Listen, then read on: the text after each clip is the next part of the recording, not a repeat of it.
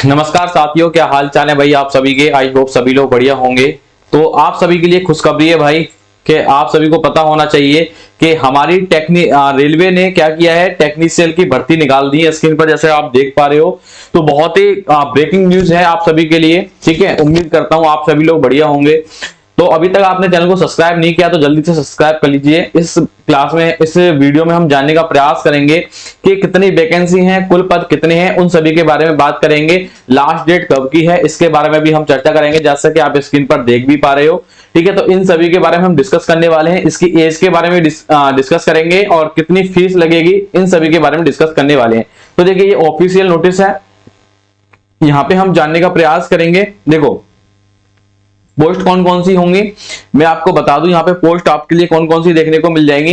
देखो मेरी बात सुनो, तिथि आरंभ होने की तिथि जो है वो बच्चा 9 तारीख से इसके फॉर्म अप्लाई हो जाएंगे। ठीक है, तो जल्दी से फॉर्म अप्लाई करा देना, क्योंकि लास्ट में कराओगे तो क्या होता है कि बच्चा वैकेंसी तो है ही, इसमें बताऊंगा वैकेंसी कितनी है। लास्ट में ये होगा कि कभी कभी सर्वर दिक्कत हो जाता है, कभी साइड भी हो जाती है ना, तो आपका क्या हो सकता है कि कोई प्रॉब्लम हो जाए, इसलिए आप क्या करेंगे जल्दी से करा देंगे। ठीक है, तो इसके जो फॉर्म अप्लाई होंगे वो 9 तारीख यानी कि आज से, आज मैं जो वीडियो बना रहा हूं वो बच्चा 9 तारीख है इसकी, आज से ही वीडियो हो जाएंगे।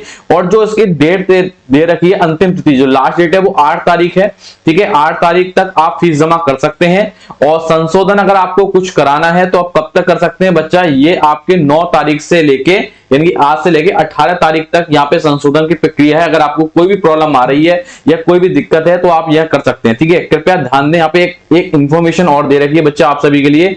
क्या दे रखी है, कृपया ध्यान दें कि खाता बनाएं। ठीक है, खाता बनाएं, क्रेडिट अकाउंट में फॉर्म भरे गए विवरण चुने, और आरआरबी का संशोधन नहीं किया जा सकता। ठीक है, ये स्पेशली दे रहा है इन्होंने कि भाई आरआरबी में हम कोई संशोधन नहीं करेंगे, इसलिए आप क्या करेंगे, आप एक अकाउंट क्रिएट कर लेंगे।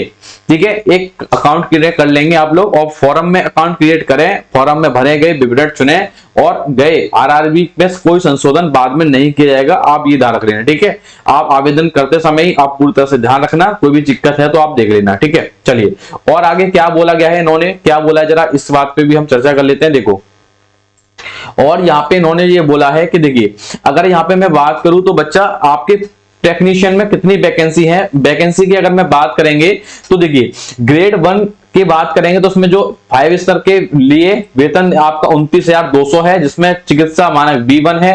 एज जो दे रखी है आपको 18 से 36 वर्ष दे रखी है। ठीक है, 1092 तो इसमें पद है किसमें, टेक्नीशियन A ग्रेड में, और टेक्नीशियन 3rd ग्रेड में आपके जो लेवल 2 के लिए है वो 19,900 पद है, इसमें सॉरी वेतन है ये।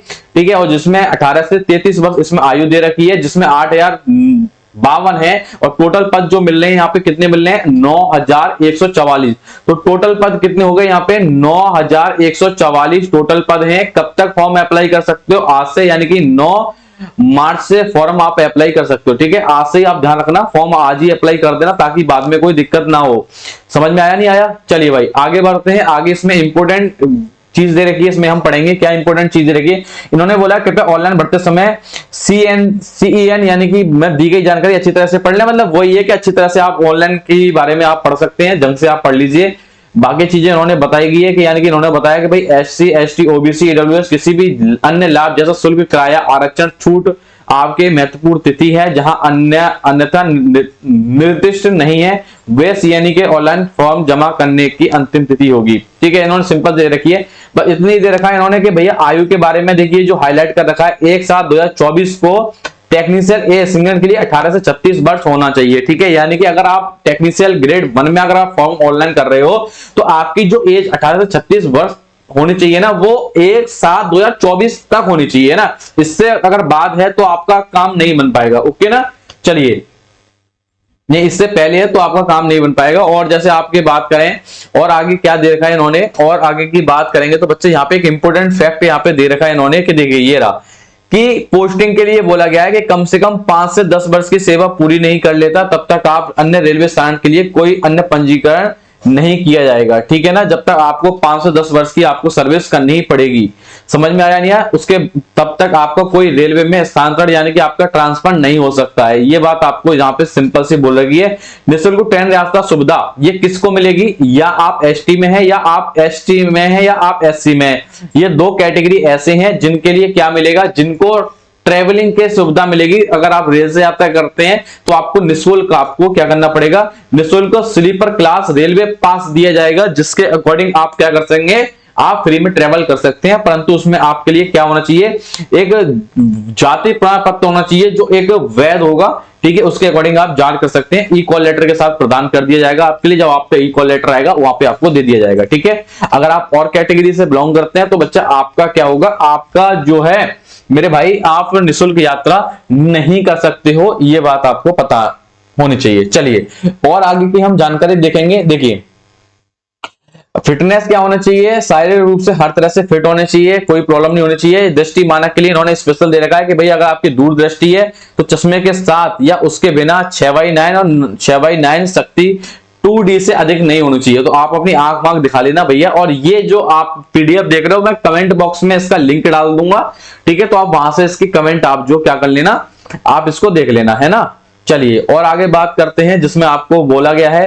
देखिए टेक्नीशियन के बारे में बात करें तो 18 से 33 वर्ष मैंने आपको बता दिया है, ठीक है, ये एज के बारे में आपको पता चल गया है। तो अब यहाँ पे देखिए मैक्सिमम छूट कितनी दी जाएगी, तो एसटी और एसटी से अगर आप बिलोंग करते हैं बच्चा तो आपको 5 साल की छूट दी जाएगी। ओबीसी से अगर आप बिलोंग करते हैं तो बच्चा आपको 3 साल की छूट दी जाएगी। या फिर अगर एफ सर्विसमैन है या जिन्होंने क्या किया है, जिन्होंने आपका सत्यापन के लिए 6 महीने बाद तक की अगर सेवा कर ली है तो आपको 3 वर्ष तक के बाद अवधि घटाने का आपको मौका दिया जाएगा, ठीक है ना। और इसमें ऐसा कुछ खास है नहीं है इन्होंने जो बोला है, बस हाँ इसमें एग्जाम आपका कब होगा इसके बारे में भी हम बात करने वाले हैं। चलिए भाई और आगे बात करेंगे, जैसे शैक्षिक योग्यता के बारे में बात करेंगे।